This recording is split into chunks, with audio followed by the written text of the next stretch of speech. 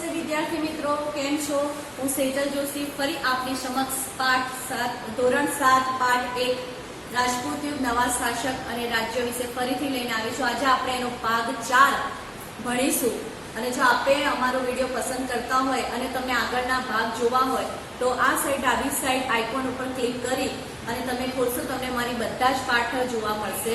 તો આવો મિત્રો, હવે આપણે શરૂઆત કરીએ ધોરણ 7 પાઠ 1 રાજપૂત યુગ નવા શાસક અને રાજ્ય વિશે। મિત્રો, આપણે પહેલેથી આમાં રાજપૂત યુગ વિશે ભણતા આવ્યા છીએ। રાજપૂતો શું છે, રાજપૂતાણી કોણ હતા, તેના બે ભાગ પડ્યા હતા, ઉત્તર ભારતના રાજ્યો અને દક્ષિણ ભારતના રાજ્યો વિશે આપણે માહિતી આગળના ભાગોમાં લઈ લીધી છે મિત્રો। અને આપણે ઉત્તર ભારતના રાજ્યો વિશે ગયા તાસમાં આપણે અહીંયા પૂરું કર્યું તો ઉત્તર ભારતના રાજ્યોની માહિતીઓ આપણે લઈ લીધી હતી અને એમાં છેલ્લે આપણે ત્યાં સુધી ભણ્યા હતા કે જેમ ઉત્તર ભારતમાં હર્ષવર્ધનના એક વિશાળ સામ્રાજ્યના સ્વતંત્ર રાજ્યો થયા હતા અને એવી જ રીતે એ સ્વતંત્ર રાજ્યોના શાસકો અને તેના વિશે આપણે ભણ્યા હતા। તેમાં આપણે એ પણ માહિતી મેળવી હતી કે રાજપૂત યુગે ગુજરાતમાં બી ઘણી બધી જગ્યાએ પોતાનું શાસન ફેલાયેલું હતું અને તેમાં આપણે સોલંકી યુગ વિશે પણ ભણ્યા હતા, ચૌહાણ યુગ વિશે પણ ભણ્યા હતા અને પછી છેલ્લે આપણે વાઘેલા વંશ વિશે પણ ભણ્યા હતા લાસ્ટમાં।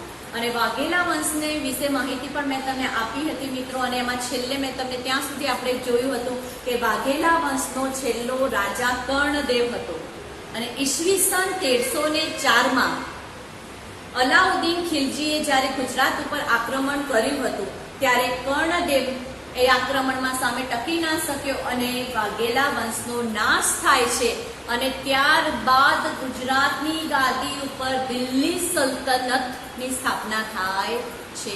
આપણે ત્યાં સુધી ભણ્યા હતા। એ પછી મેં તમને બીજી પણ વાત કરી હતી કે અલાઉદ્દીન ખિલજી, દાખલા તરીકે અહીંયા હું તમને ફરીથી એકવાર સમજાવી દઈશું કે દાખલા તરીકે અલાઉદ્દીન એ સમયમાં અલાઉદ્દીન ખિલજી બધા રાજ્યો જીતતો હતો, 1 રાજ્ય, 2 રાજ્ય, 3 રાજ્ય, 4 રાજ્ય, પણ પહેલાના સમયમાં મિત્રો એવું હતું કે એક રાજા બધી બાજુ પહોંચી શકતો હતો નહીં। હવે એક માણસ હોય એ બધી જગ્યાએ પહોંચી શકે ના, એટલે એના માટે એ દરેક રાજ્યમાં એક નાઝીમો, આના વિશે પણ આપણે વાત કરી હતી, સુબો ની નિયુક્તિ કરતો હતો અને એ નિયુક્તિ કરે એ માણસ આખા રાજ્યનો વહીવટ ચલાવતો હતો। એ વિશે પણ આપણે આગળના ભાગમાં ચર્ચા થઈ ગઈ હતી। ત્યારબાદ ત્યાં બી કીધું કે 14મી સદીમાં દિલ્હી સલ્તનતની સ્થાપના થઈ, તેમાં 14 રાજાઓ, શાસકો એવા થઈ ગયા હતા કે જેમને દિલ્હી સલ્તનત પર સ્થાપના કરી। તેમાં મોહમ્મદ બેગડો, અહમદ શાહ, મુઝફ્ફર શાહ, બહાદુર શાહ, આ બધા વિશે પણ આપણે ચર્ચા કરી હતી। ત્યારબાદ કર્ણદેવ પાસેથી જ્યારે ગુજરાત જીતી લીધું ત્યારે દિલ્હી સલ્તનતની સ્થાપના થઈ અને ઈસવીસન એવું કહેવાય છે કે 17મી સદી સુધી દિલ્હી સલ્તનતની સ્થાપના, દિલ્હી સલ્તનતનું શાસન ચાલ્યું મિત્રો અને 17મી સદીમાં દિલ્હી સલ્તનતનો અંત થયો અને મુગલ સામ્રાજ્યની સ્થાપના થઈ। આટલા સુધી આપણે આગળના ભાગમાં જોઈ લીધું હતું અને ત્યારબાદ મેં તમને એમ કીધું હતું કે હવેના તાસમાં આપણે દક્ષિણ ભારતના રાજ્યો વિશે ચર્ચા કરીશું। તો આવો મિત્રો, આજે આપણે દક્ષિણ ભારતના રાજ્યો વિશે ચર્ચા કરવાની છે। જેમ ઉત્તર ભારતના રાજ્યો જોયા, આપણે આગળ વાત કરી હતી કે હર્ષવર્ધનના વિશાળ સામ્રાજ્યના સ્વતંત્ર રાજ્યો થયા હતા, તેમ દક્ષિણ ભારતમાં કોનું શાસન હતું? મેં તમને પહેલા જ તાસમાં કીધું હતું કે પુલકેશી બીજાનું શાસન હતું અને પુલકેશી બીજાનું અવસાન બાદ તેના વિશાળ સામ્રાજ્યના સ્વતંત્ર નાના શાસકો થયા હતા। તો આવો આજે આપણે દક્ષિણ ભારતના રાજ્યો વિશે માહિતી લઈશું। તેવી જ રીતે દક્ષિણ ભારત એવું કહેવાય છે કે ભારતમાં દાખલા તરીકે ભારતમાં નર્મદા નદીનો આ જે દક્ષિણ ભાગ છે મિત્રો, તેમાં દક્ષિણ ભારતના રાજ્યો સ્થાપવામાં આવ્યા હતા એવું કહેવામાં આવે છે। તેમાં ચાલુક્ય, રાષ્ટ્રકૂટ, પલ્લવ, ચોલ, પાંડ્ય અને ચેર, આટલા રાજ્યોની સ્થાપના થઈ હોય એવું કહેવામાં આવે છે। તો આવો હવે આપણે આગળ આ રાજ્યો વિશે થોડી ટૂંકમાં માહિતી લઈ લઈએ મિત્રો કે ચાલુક્ય વંશની વાત કરીએ તો ચાલુક્ય વંશનો સ્થાપક જયદેવ હતો। કોણ હતો? જયદેવ। ચાલુક્ય વંશના સ્થાપક જયદેવ હતા અને ઈસવીસન એવું કહેવામાં આવે છે કે ઈસવીસન 540માં વાતાપીને રાજધાની બનાવી હતી। ઈસવીસન 540 માં વાતાપીને રાજધાની બનાવી હતી, તેના કારણે તેના જે વંશજો હતા, વાતાપીને રાજધાની બનાવી હતી તેના કારણે તેના વંશજો વાતાપી ચાલુક્ય વંશજો તરીકે ઓળખાતા, વાતાપી ચાલુક્ય વંશજો તરીકે ઓળખાયા હતા. અને વાતાપીને અત્યારના વર્તમાન સમયમાં બદામી કહેવામાં આવે છે. બરાબર. જયદેવ તેના સ્થાપક હતા. ઈસવીસન 540 માં વાતાપીને રાજધાની બનાવી હતી, તેના કારણે તેના વંશજો વાતાપી ચાલુક્ય વંશજો તરીકે ઓળખવામાં આવ્યા હતા, જે વર્તમાન સમયમાં બાદામી તરીકે ઓળખવામાં આવે છે. હવે તેવી જ રીતે જેમ વાતાપી ચાલુક્ય વંશ હતો, તેવી જ રીતે અનેક જગ્યાઓમાં તેની શાખાઓ હતી. તેવી જ રીતે કૃષ્ણ અને ગોદાવરી નજીકના ખીણ પ્રદેશમાં, કૃષ્ણ અને ગોદાવરી નદીના ખીણ પ્રદેશમાં પણ એક શાખા આવેલી હતી. અને એવું કહેવાય છે કે તેના સ્થાપક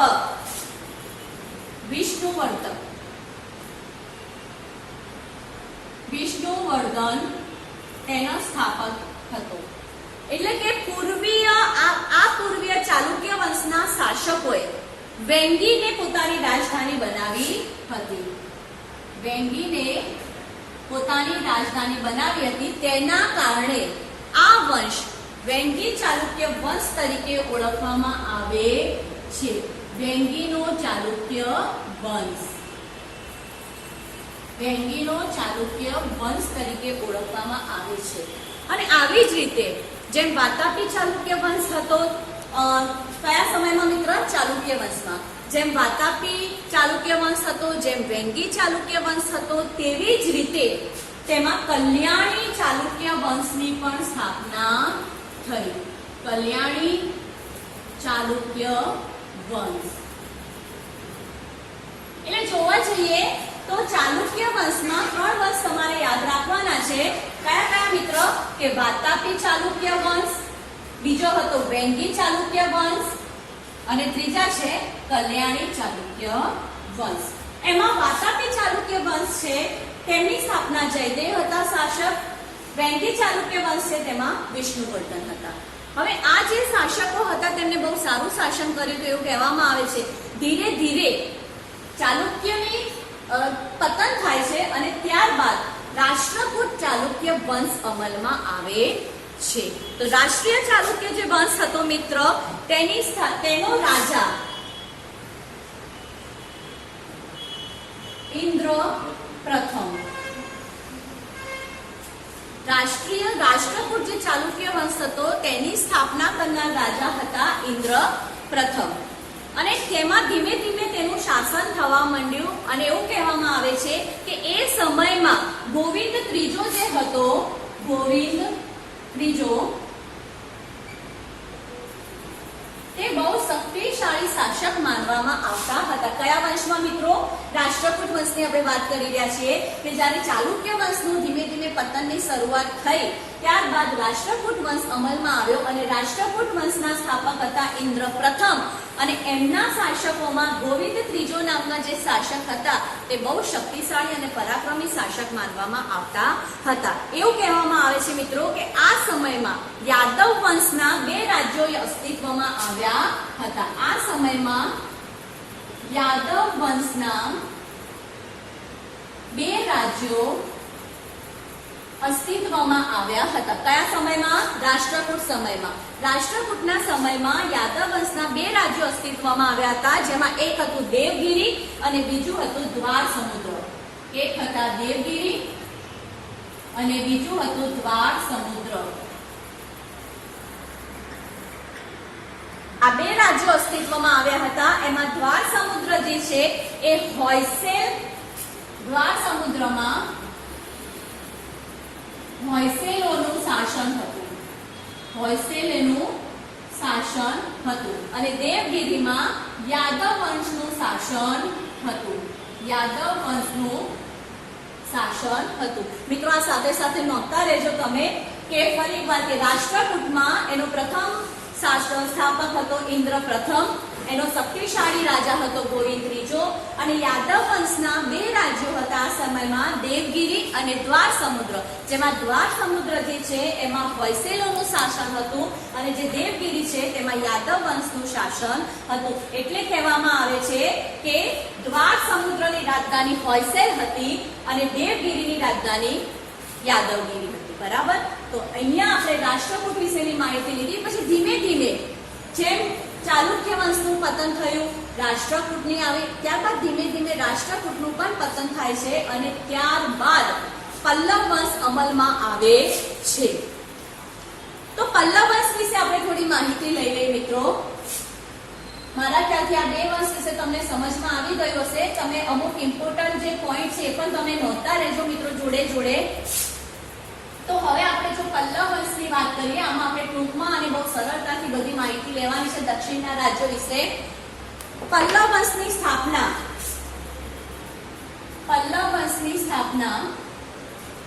બપ્પા દેવે કરી હતી. ઇતિહાસમાં મિત્રો આ બધા નામ અને સાલગીરી આપણે યાદ રાખવી બહુ જ જરૂરી છે.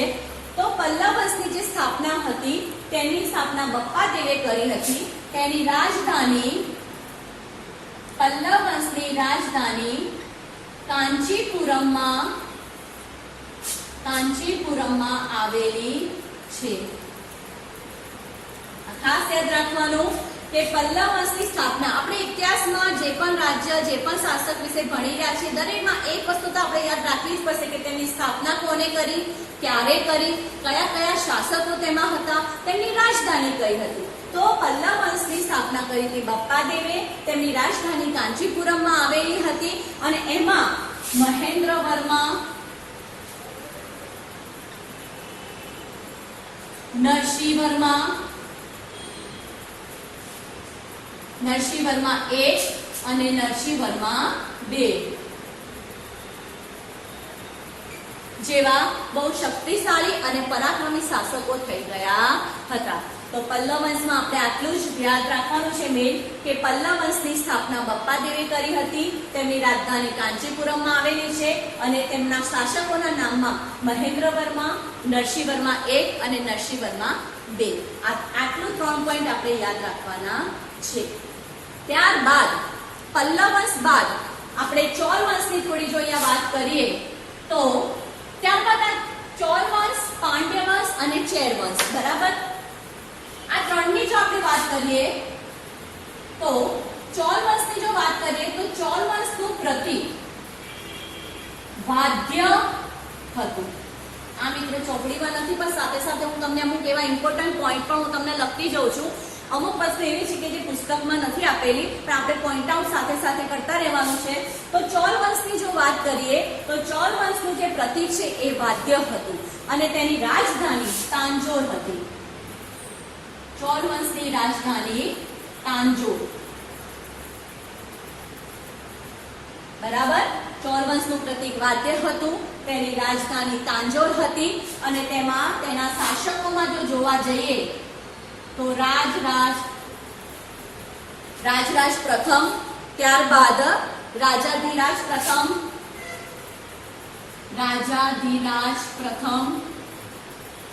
રાજેન્દ્ર, બધા ર. બરાબર. ચોલ વંશના શાસકોના જેટલા બી શાસકો છે એની શરૂઆત ર નામથી થાય છે. આ ખાસ યાદ રાખવાનું. તો ચોલ વંશનું પ્રતીક વાદ્ય હતું, તેની રાજધાની તાંજોર હતી અને તેના શાસકોમાં આ 3 નામ આપણે યાદ રાખીશું: રાજરાજ, રાજાધિરાજ પ્રથમ અને રાજેન્દ્ર. આ 3 છે એ ચોલ વંશના શાસકો છે. આ 3. ત્યારબાદ પાંડ્યની જો આપણે વાત કરીએ, પાંડ્ય વંશની, તો જેમ ચોલ વંશનું પ્રતીક વાદ્ય હતું, મિત્રો આ તમે આમ લાઈન કરીને પણ તમે લખી શકો છો 3 વંશની માહિતી, તો તમને વધારે સારું રહેશે. તો આનું પ્રતીક જેમ વાદ્ય હતું તેમ પાંડ્ય વંશનું પ્રતીક હતું માછલી. બરાબર. પાંડ્ય વંશનું પ્રતીક હતું માછલી. એવું કહેવામાં આવે છે મિત્રો કે પાંડ્ય વંશ વિશે મેગસ્થનીસ આ નામ સાંભળ્યું છે તમે? મેગસ્થનીઝ કોણ હતા?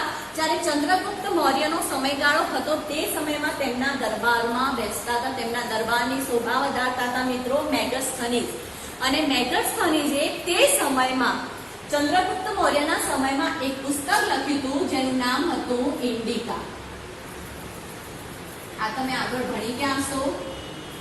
તો મેગસ્થનીઝે એક પુસ્તક લખ્યું હતું જેનું નામ હતું ઇન્ડિકા, અને એ ઇન્ડિકા નામના પુસ્તકમાં એમને પાંડ્ય વંશ વિશેનો ઉલ્લેખ કરેલો છે. બરાબર.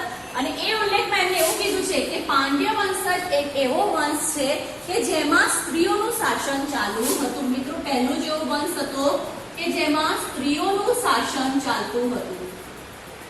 તો તમને પરીક્ષામાં એવું પૂછવામાં આવે કે કયા વંશમાં સ્ત્રીઓનું શાસન ચાલુ હતું, તો તે આવશે પાંડ્ય વંશ. એમ પણ પૂછે કે પાંડ્ય વંશમાં કોનું શાસન હતું, તો મિત્રો સ્ત્રીઓનું. અને એનો ઉલ્લેખ કરનાર હતા મેગસ્થનીઝ. તેમને એમની ચોપડી જે ઇન્ડિકા નામની જે ચોપડી લખી હતી એ પુસ્તકમાં એમને આ ઉલ્લેખ કર્યો હતો કે પાંડ્ય વંશમાં સ્ત્રીઓનું શાસન ચાલુ હતું. બરાબર. અને ત્યારબાદ એવું પણ કહેવામાં આવે છે પાંડ્ય વંશમાં કે પાંડ્ય વંશ રાજ્ય નાનું હતું. પાંડ્ય વંશ આ રાજ્ય નાનું હતું, પણ વેપારની દ્રષ્ટિએ તે એક મોટું કેન્દ્ર માનવામાં આવતું હતું. પરંતુ વેપારની દ્રષ્ટિએ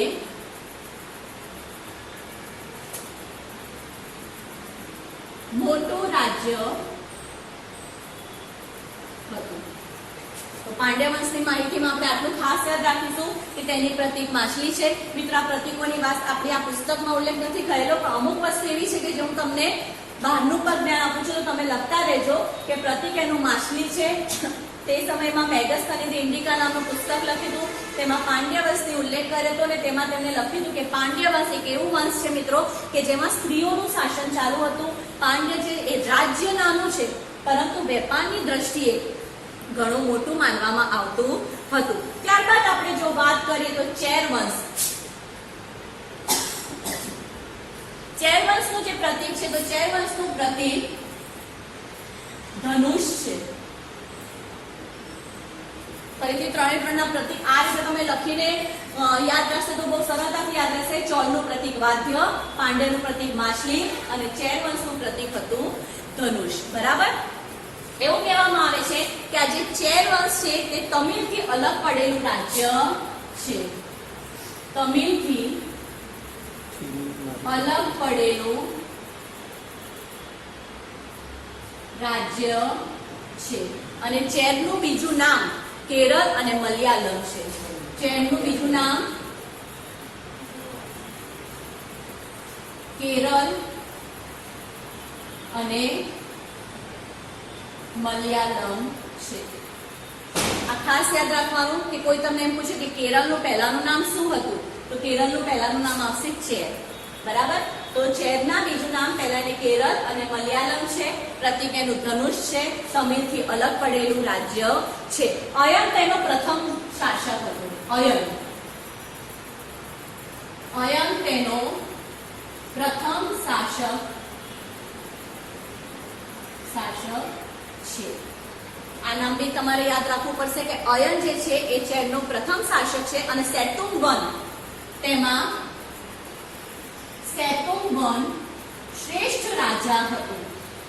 શ્રેષ્ઠ રાજા યા શાસક હતો. બરાબર. તો આપણા આ ત્રણ વંશ આપણે દક્ષિણ ભારતના આ જે વંશ છે એમાં પાંચે પાંચ વંશો વિશે આપણે માહિતી લઈ લીધી છે. એમાં ચોલ, પાંડ્ય અને ચેર, એના વિશે તમે આવી રીતે લખીને કરશો તમને બહુ ઇઝીલી યાદ રહેશે મિત્રો. તો ત્રણે ત્રણ વિશેની માહિતી તમે ફટાફટ પોઈન્ટ આઉટ કરી લો. હવે એના પછીનો આપણે આગળનો પોઈન્ટ જોવાનો છે. અહીંયા આપણું આ દક્ષિણ ભારતના રાજ્યો વિશે જે છે એ પૂરું થાય છે. અને આ ચેપ્ટરનો આગળનો જે પોઈન્ટ છે આપણી પાસે કે રાજપૂત યુગની શાસન વ્યવસ્થા, એ હવે આપણે જોવાની છે. તો આગળ આપણે દક્ષિણ ભારતના રાજ્યો વિશે સમજાવી દીધું. હવે આગળનો નવો પોઈન્ટ છે અહીંયા કે રાજપૂત યુગની શાસન વ્યવસ્થા. રાજપૂત યુગની શાસન વ્યવસ્થા. મિત્રો, આપણે દરેક યુગ વિશે આગળની ચર્ચા કરી છે. હજુ ફરીથી પણ હું તમને કહું છું કે આખા એક યુગો છે, જેમ કે સોલંકી યુગો છે, ગુપ્ત યુગ હોય છે, વાઘેલા યુગ હોય છે, ગોહિલ યુગ હોય છે. પરંતુ શું એક જ રાજા આખા યુગમાં ચાલે છે? ના મિત્રો. દરેક વખતે રાજાના કોઈ વાર રાજાનું અવસાન થાય તો તેનો પુત્ર તેની ગાદી પર આવે, એ પુત્ર મોટો પુત્ર અવસાન પામે તો તેનો બીજો જે પુત્ર હોય એ ગાદી પર આવે છે. એટલે મિત્રો કે દરેક યુગમાં રાજાઓની પરિસ્થિતિ બદલાતી જાય છે, અલગ અલગ રાજાઓ ગાદી પર આવતા હોય છે. તો તેવી જ રીતે દરેક રાજાઓ જેમ જેમ ગાદી પર આવે છે તેમ તેમ દરેક શાસનની પરિસ્થિતિ પણ બદલાતી જાય છે. સાચું ને? જેમ કે તમને કોઈ એક શિક્ષક ભણાવતું હોય, એ શિક્ષક જાય અને એની જગ્યાએ જો બીજો શિક્ષક આવે મિત્રો, તો તેમની ભણાવવાની રીત અને ભણવામાં તમને ફરક પડવાનો જ છે. એવી જ રીતે જેમ જેમ રાજાઓ બદલાતા જાય છે અને ગાદી પર જેમ જેમ રાજા આવે છે તેમ તેમ તેમની શાસન વ્યવસ્થામાં પણ બદલાવ આવતો રહે છે. તો હવે આપણે રાજપૂત યુગની જો શાસન વ્યવસ્થાની વાત કરીએ તો પહેલી શાસન વ્યવસ્થામાં આવે છે વંશ પરંપરાગત. વંશ પરંપરાગત આપણે આગળ પણ કેટલી વાર ચર્ચા કરી છે કે જ્યારે પણ કોઈ પણ રાજાનું અવસાન થાય, પહેલાના સમયમાં એવું હતું કે રાજા જ્યારે મૃત્યુ પામે તો તેનો પુત્ર તેની ગાદી પર આવે, એટલે વંશ પેલો બી જળવાતો રહે અને ગાદી પર બી તેનો પુત્ર બાદ એનો છોકરો, એનો પુત્ર એ ગાદી પર વંશ પરંપરાગત રાજા બનતા હતા. તો શાસન વ્યવસ્થાની જો આપણે રાજાની વાત કરીએ તો પહેલી હતી એની વંશ પરંપરાગત રાજાઓ બદલાતા રહેતા હતા. બીજી આપણે વાત કરીએ તો જ્યેષ્ઠ. મિત્રો રાજપૂત યુગમાં એવું નહોતું કે જે જ્યેષ્ઠ પુત્ર હોય એ જ ગાદી પર આવે. પહેલાના સમયમાં આપણે એવું જ હતું કે રાજા હોય, રાજાનો અવસાન થાય તો તેનો સૌથી મોટો, જ્યેષ્ઠ એટલે મોટો, તો જ્યેષ્ઠ પુત્ર ગાદી પર આવે. પરંતુ રજપૂત યુગમાં એવું નહોતું. રજપૂત યુગમાં જ્યેષ્ઠ પુત્ર ગાદી પર ના આવે, પરંતુ પુત્રોમાં લાયકાત હોવી જરૂરી હતું કે કયો પુત્ર બહાદુર હતો, કયો પુત્ર યુગની શાસન વ્યવસ્થાને સંભાળી શકે એવો હતો. દાખલા તરીકે રાજાને 4 પુત્રો હોય મિત્રો, અને 4 પુત્રોમાંથી જો મોટો પુત્ર પરાક્રમી ના હોય અને શાસન વ્યવસ્થા સંભાળવાને લાયક ના હોય તો તેનો બીજો પુત્ર ગાદી પર બેસી શકતો હતો. કે ઉપરાંત દરબારોમાં પણ દરબારીઓ જે હોય રાજાના, એ દરબારીઓ પણ પોતાના રાજાને પસંદ કરવાનો હક ધરાવતા હતા. જેમ કે દાખલા તરીકે એક ઉદાહરણ તમને આપું કે કાશ્મીરના રાજા એક હતા. દરેકને પોતાનો રાજા ચૂનવાનો અધિકાર હતો. દાખલા તરીકે કાશ્મીરમાં યશસ્કર, કાશ્મીરના રાજા જે યશસ્કર છે, આ નામ યાદ રાખજો. યશસ્કર કઈ રીતે ચૂંટાઈને આવ્યા હતા ખબર છે? બ્રાહ્મણોની સભામાંથી યશસ્કર ચૂંટાઈને આવ્યા હતા. એટલે પ્રજા અને જે બ્રાહ્મણોની સભા હતી એ બ્રાહ્મણોની સભામાંથી યશસ્કરને રાજા બનાવવામાં આવ્યા હતા. તો વંશ પરંપરાગત પણ રાજા બનાવવામાં આવતા હતા. જ્યેષ્ઠ જે હોય એને પણ શ્રેષ્ઠ. સૌપ્રથમ દાખલા તરીકે રાજાનો કોઈ 4 પુત્ર હોય, એમાં પહેલો પુત્ર યોગ્ય ના હોય તો બીજો પુત્ર યોગ્ય હોય તો બીજા પુત્રને પહેલા યુવરાજ બનાવવામાં આવતો હતો અને યુવરાજ બાદ તેને રાજા બનાવવામાં આવતો હતો. એ સમયમાં મિત્રો જોવા જઈએ તો મંત્રીઓનું વધારે મહત્વ હતું. મંત્રીઓનું વધારે મહત્વ હતું. તેમાં મંત્રીઓ 2 પ્રકારના એમાં ગણવામાં આવતા હતા, એક અમાત્ય અને બીજા સચિવો. અમાત્ય અને સચિવો. એમાં અમાત્ય જે મંત્રીઓ હતા તે રાજાઓના પદ જેવું કામ કરતા હતા. જ્યારે કોઈ વાર રાજા ન હોય રાજ્યમાં તો રાજાનું પદ સંભાળવાનું કામ અમાત્ય કરતા હતા. અને સચિવો એટલે ખાલી સલાહકાર, રાજાઓને સલાહ આપવાનું કામ સચિવો કરતા હતા. તો એ સમયમાં મંત્રીઓનું પણ વધારે શાસન વ્યવસ્થામાં વધારે મહત્વ હતું. તે ઉપરાંત જે નગરનો વડો હોય, તે સમયમાં નગરનો જે વડો હોય તેને નગરપતિ કહેવામાં આવતું હતું. નગરપતિ. આ પણ પ્રશ્ન આવે મિત્રો કે નગરના વડાને શું કહેવામાં આવે? નગરપતિ. તો એ સમયમાં નગરનો વડો હોય, નગરપતિ, તે આખા રાજ્યનું, એના આખા જે શહેર હોય તેની શાસન વ્યવસ્થા સંભાળતું. ઘણીવાર મિત્રો એવું પણ થાય કે એનાથી સાચો ન્યાય ના અપાય. તો જ્યારે એનાથી સાચો ન્યાય ના આપે ત્યારે સીધી વાત કોની પાસે જાય મિત્રો? રાજા પાસે. છેવટે કોઈ પણ નિર્ણય કરવાનો હક તો રાજા પાસે જાય. એને નિર્ણય મળી ગયો અને ન્યાય મળી ગયો તો વાત ત્યાં પૂરી થાય. પણ અમુક સમય એવું હોય છે મિત્રો કે આપણને સાચો ન્યાય ના મળે, તો જ્યારે સાચો ન્યાય ના મળે ત્યારે સીધો એ વ્યક્તિ રાજા પાસે જવાનો હક ધરાવે છે. તો રાજપૂત યુગના શાસનમાં નગરનું પણ બહુ મહત્વ હતું, મંત્રીઓ પણ હતા, જ્યેષ્ઠનું પણ મહત્વ હતું, વંશ પરંપરાગત હતું. તેવી જ રીતે રાજપૂત યુગમાં ગ્રામીણનું પણ મહત્વ ઘણું હતું. ગ્રામીણ પહેલાના સમયમાં ગામડાઓ અને ગ્રામીણનું પણ મહત્વ વધારે હતું. તો ગ્રામીણમાં પણ એક મુખ્ય માણસ સોંપવામાં આવતો હતો, જે એના મુખ્ય વડાને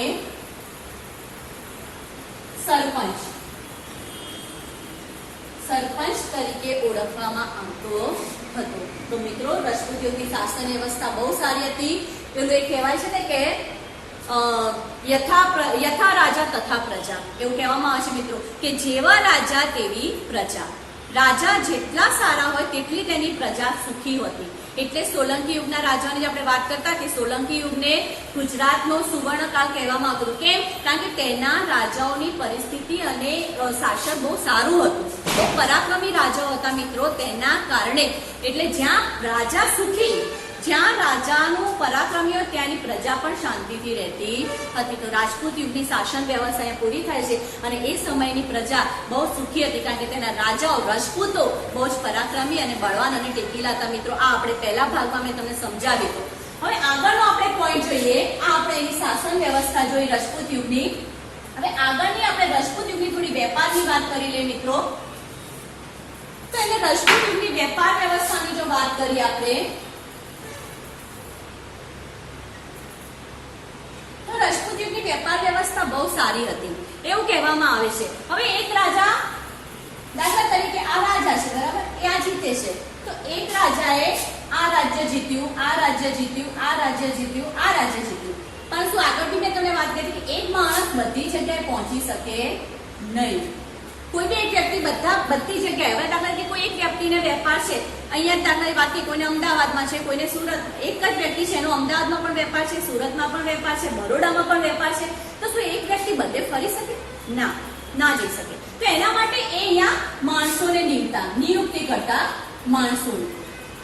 તો પહેલાના સમયમાં રાજા અનેક રાજ્યો જીતતા હતા, પરંતુ અનેક રાજ્યોની વેપાર વ્યવસ્થા અલગ અલગ હોય. તો એ આવી રીતે માણસો નિમતા. કોઈ એક માણસને દાખલા તરીકે કર ઉઘરાવાનું કામ કરતા, કર ઉઘરાવાનું. તો આ જે માણસ છે માત્ર કરની દેખભાળ રાખતો કે કર ઉઘરાવાની, લેવાની, લેવડ દેવાની બધી આ માણસ કરે. કોઈ બીજો માણસ છે વિદેશી વેપાર સાથેની જકાત વેરોને એનું ધ્યાન રાખે. કોઈ ત્રીજો માણસ છે વસ્તુઓનું ધ્યાન રાખે કે શહેરમાં વસ્તુઓની કેટલી માંગ છે, એ માંગ પ્રમાણે વસ્તુઓની આયાત નિકાસ થાય છે કે તેનું ધ્યાન રાખતા. તો એ સમયની વેપાર વ્યવસ્થામાં રાજા એક હોય છે, પણ તેની સાથે કામ કરનારા ઘણા લોકો હોય છે. આવી રીતે દરેક વ્યક્તિ પોતપોતાનું કામ કરતા હતા. હવે એવું પણ કહેવામાં આવે છે કે મુખ્ય કર જમીનની ઉપરનો છઠ્ઠો ભાગ હતો. મુખ્ય કર જે હોય એ વખતમાં જમીનનો છઠ્ઠો ભાગ હતો. બરાબર, આ ખાસ યાદ રાખવાનું. અને એના કારણે રાજપૂત યુગમાં જમીન પરનો કર, રાજપૂત યુગમાં જે જમીન પરનો જે કર લેવામાં આવતો હતો, જે જમીન પરનો કર છે તેને ભાગ તરીકે ઓળખવામાં આવતું હતું. બરાબર, આ યાદ રાખવાનું કે જે જમીન પરનો કર છે તેને ભાગ તરીકે ઓળખવામાં આવતું હતું. આ સાથે સાથે રાજપૂત યુગમાં દરિયા કિનારા પર બી સારો વેપાર ચાલતો હતો અને દરિયા કિનારાના સાઈડના સિંચાઈનો કર લેતા હતા. એ સમયમાં સિંચાઈનો કર પણ ચાલુ હતો. અને મિત્રો ગુજરાતમાં મુખ્ય 2 બંદરો આવેલા હતા, જે 2 બંદરો પરથી બહુ સારો એવો રાજપૂત યુગમાં વેપાર થતો હતો. અને ગુજરાતના 2 બંદરોમાં એક છે સ્તંભતીર્થ અને બીજું છે ભૃગુ કચ્છ. આ 2 બંદરો હતા અને આ 2 બંદરો પરથી બહુ સારો એવો વેપાર કરવામાં આવતો હતો. મિત્રો આના નામ, આ સ્તંભતીર્થ એટલે અત્યારનું ખંભાત, સ્તંભતીર્થ એટલે અત્યારનું ખંભાત અને ભૃગુ કચ્છ એટલે અત્યારનું ભરૂચ. આ 2 બંદરો એ સમયમાં રાજપૂત યુગ સમય દરમિયાન બહુ મહત્વના બંદરો માનવામાં આવતા હતા. તો એ સમયની ટૂંકમાં એવું કહી શકાય કે રાજપૂત યુગનો સમયગાળામાં તેની વેપાર વ્યવસ્થા બહુ સારી રીતે ચાલુ હતી. હવે આપણે એનો આ પાઠનો છેલ્લો પોઈન્ટ હવે જોવાનો છે. આપણે ઉત્તર ભારતના રાજ્યો વિશે પણ માહિતી લઈ લીધી, દક્ષિણ ભારતના રાજ્યો વિશે પણ આપણે માહિતી લઈ લીધી છે. આપણે રાજપૂત યુગની વેપાર વ્યવસ્થા પણ જોઈ લીધી, તેની શાસન વ્યવસ્થા પણ જોઈ લીધી. હવે લાસ્ટ પોઈન્ટ છે કે ભારત પરના વિદેશી આક્રમણો. ઓકે, તો હવે લાસ્ટ પોઈન્ટ આપણે જોઈ લઈએ કે ભારત પરના વિદેશી આક્રમણ. મિત્રો આમાં ખાલી તમારે 3 મ યાદ રાખવાનું કે ભારત પર વિદેશી આક્રમણ મોહમ્મદ 3 મુસલમાનોએ ખાસ કર્યું હતું ભારત પર, જે આજે પણ ઇતિહાસમાં નોંધપાત્ર છે. પહેલા હતા મોહમ્મદ કાસિમ. મોહમ્મદ કાસિમ. બીજા હતા મોહમ્મદ ગજની અને ત્રીજા હતા મોહમ્મદ સિહાબુદ્દીન ગોરે. મોહમ્મદ સિહાબુદ્દીન ગોરે. આ 3 આવી તો તમે યાદ રાખશો, તમને બહુ જલ્દી યાદ રહેશે મિત્રો કે આ 3 જે મુસ્લિમ હતા તેમને આપણા ભારત પર બહુ મોટા આક્રમણો કર્યા હતા, જે આજે પણ ઇતિહાસમાં નોંધપાત્ર છે. મોહમ્મદ કાસિમ, મોહમ્મદ ગજની, મોહમ્મદ સિહાબુદ્દીન ગોરે. જેમાં મોહમ્મદ કાસિમે લગભગ ઈસવીસન 712 ના સમયમાં આક્રમણ કર્યું હતું સિંધ રાજ્ય પર. કયા રાજ્ય પર? સિંધ રાજ્ય પર. આ તમારા પુસ્તકમાં નથી પણ છતાં પણ તમે પોઈન્ટ આઉટ કરી દેજો કે મોહમ્મદ કાસિમે ભારતના સિંધ રાજ્ય પર એમને આક્રમણ કર્યું હતું અને એ સમયના ત્યાંના એક દેવળ પર, આ બહુ નોંધપાત્ર ઇતિહાસમાં આક્રમણ નોંધપાત્ર છે કે ત્યાંના એક દેવળ પર તેમણે આગ લગાડી હતી અને આ આગમાં મિત્રો જોહર, તમને ખ્યાલ છે જોહર પ્રથા? આપણે રાજપૂત યુગની જે રજપૂતાણીની આગળ વાત કરી હતી કે સતી પ્રથા પણ હતી, જોહર પ્રથા પણ હતી. જોહર પ્રથા એટલે અગ્નિમાં સ્નાન કરવું, કૂદીને, એને જોહર પ્રથા કહેવામાં આવે છે. તો આ આગમાં ઇતિહાસમાં એવું કહેવાય છે કે એ સમયમાં આપણા ભારતની 4000 સ્ત્રીઓએ અગ્નિમાં કૂદી અને પોતાનો જીવ આપ્યો હતો. અને જોહર પ્રથા એ વખતે થઈ હતી અને મોહમ્મદ કાસિમનો એક જ ધ્યેય હતો આપણા ભારતમાંથી ધન લૂંટવાનો. અને આ કાસિમે ખૂબ જ ધન લૂંટ્યું અને પાછો ફર્યો હતો. આવા હતા મોહમ્મદ કાસિમ. ત્યારબાદ આવે છે મોહમ્મદ ગજની. જો મોહમ્મદ ગજનીની વાત કરીએ તો મોહમ્મદ ગજનીની વાત ઇતિહાસમાં બહુ જ પરાક્રમી સુલતાન કહેવામાં આવે છે એને સલ્તનત કાળનો. અને ઈસવીસન 1000 થી કહેવાય છે કે 1026 સુધીનો જે સમયગાળો હતો એ મોહમ્મદ ગજનીનો સમયગાળો હતો. અને 16 વખત ફરી 17 વાર તેને ભારત પર 17 વાર આક્રમણ કર્યું હતું. અને 16મી વારનું જે આક્રમણ છે જે આપણા ઇતિહાસમાં બહુ આગળ છે તે છે સોમનાથ પરનું. મોહમ્મદ ગજની જે હતા એને 16મી વખત આપણા સોમનાથ પર આક્રમણ કર્યું હતું. અને એ સમયે બધું જ બહુ ખેર વિખેર કરીને ગયો હતો. અને એ સમયે કયા યુગમાં કર્યું હતું મિત્રો? મેં આગળ પણ તમને કીધું હતું કદાચ કે સોલંકી યુગમાં, જ્યારે ભીમદેવ સોલંકીનું શાસનકાળ હતું. એ ભીમદેવ સોલંકીના સમયગાળામાં મોહમ્મદ ગજનીએ કહેવાય છે કે 6 જાન્યુઆરી, આ તારીખ યાદ રાખજો, અત્યારે તમારા પુસ્તકમાં નથી, 16 જાન્યુઆરી 1026 મોહમ્મદ ગજનીએ સોમનાથ પર આક્રમણ કર્યું. ત્યારે ભીમદેવ સોલંકીનું શાસન હતું. અને ભીમદેવ સોલંકીને એટલે ભગૈરું કહેવામાં આવે છે. કેમ? કારણ કે જ્યારે મોહમ્મદ ગજનીનું આક્રમણ થયું હતું ત્યારે ભીમદેવ સોલંકી ભાગી ગયા હતા, એવું કહેવામાં આવે છે. એટલા માટે ભીમદેવ સોલંકીને આજે પણ ઇતિહાસમાં ભગેરું નામ આપવામાં આવ્યું છે. અને એ સમયે ત્યાંનો જે રાજા હતો એ રાજાનું નામ છે હમીરસિંહ ગોહિલ. એ હમીરસિંહ ગોહિલે તેમનો સામનો કર્યો હતો. હમીરસિંહ ગોહિલ આજે પણ જો તમે સોમનાથ મંદિરમાં જશો તો જેવા તમે મંદિરની અંદર પ્રવેશ કરો છો ત્યારે મોટું પૂતળું ત્યાં બનાવ્યું છે. કોનું છે મિત્રો? હમીરસિંહ ગોહિલનું. આજે પણ એમને ત્યાં યાદ કરવામાં આવશે કારણ કે એમનું મૃત્યુ મોહમ્મદ ગજનીની સામે યુદ્ધમાં લડાઈ કરતા કરતા સોમનાથને બચાવતા થયું હતું. એટલે આજે પણ તેમનું ત્યાં સોમનાથની અંદર જેવા પણ તમે પ્રવેશ કરશો ત્યારે હમીરસિંહનું પુતળું આજે પણ ત્યાં જોવા મળે છે.